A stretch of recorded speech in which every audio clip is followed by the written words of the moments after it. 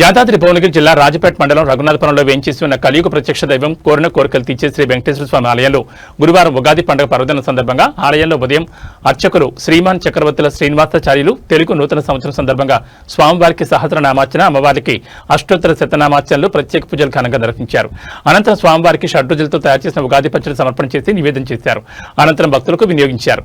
సాయంకాలం ఆలయంలో స్వస్తిశ్రీ పరాభవ నామ సంవత్సర పంచాంగ శ్రవణం, ఆలయ అర్చకులు శ్రీమాన్ చక్రవర్తుల శ్రీనివాసాచార్యులు, ఆలయ కమిటీ సభ్యుల భక్తుల ఆధ్వర్యంలో నూతన సంవత్సర ఫలితాంశాలు, ద్వాదశ రాసుల ఫలితాలను తెలిపారు. ఈ కార్యక్రమంలో ఆలయ వైస్ చైర్మన్ రాచకొండ స్వామి, ఆలయ కమిటీ సభ్యులు భోగా లక్ష్మీనారాయణ, బొద్దుల వెంకటేశం, గాడిపల్లి శ్రావణ్ కుమార్, గుత్తికొండ సత్యనారాయణ, సామల భాస్కర్, చేర్న బాలసిద్ధులు, చింతపండు, గుత్తికొండ శ్రవణ్, చింతపండు శ్రీధర్రావు, ఏంగల్ దాస్, నాగేష్, బెజగం లింగం, కొట్టిపాముల శ్రీనివాస్, మాచని కృష్ణ, బూరెల పాండు, చెడుదుపు లక్ష్మణులు, భక్తులు, మహిళలు అధిక సంఖ్యలో పాల్గొన్నారు. చక్కగా పొద్దున్నే లేచి ఆ తలంటు స్నానం చేసి దీన్ని మంగళ స్నానం అంటారు.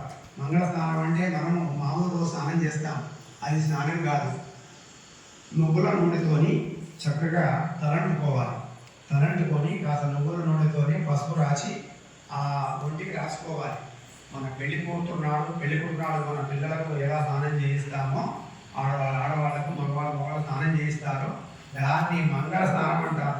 అటువంటి మంగళ స్నానం చేస్తే వాళ్ళ ఇంట్లో లక్ష్మి తాండవం ఆడుతుందట. ఇది మంగళ స్నానం. తర్వాత యొక్క మాలిక, ఈ మాలికని ఎవరు తయారు చేశారు? ఋషులందరూ కూడా భగవన్నామ స్మరణ చేసేటప్పుడు ఒకరికి మంచి ఆలోచన వచ్చింది. విష్ణువుతో ఒకటే పేరు, ఏకం సత విప్రహ బహుదా వదంతి. ఒకటే విప్రుడు ఎంతోమంది ఉంటారు, కానీ ఒకటే నామం 1000 నామాలతో ఆయనే ప్రచారం అయ్యాడు. అందు గురించి ఒక్కొక్క ఋషి వెంబడి ఒక్కొక్క నామం బయలుదేరిందట. ఎటువంటి నామం అది?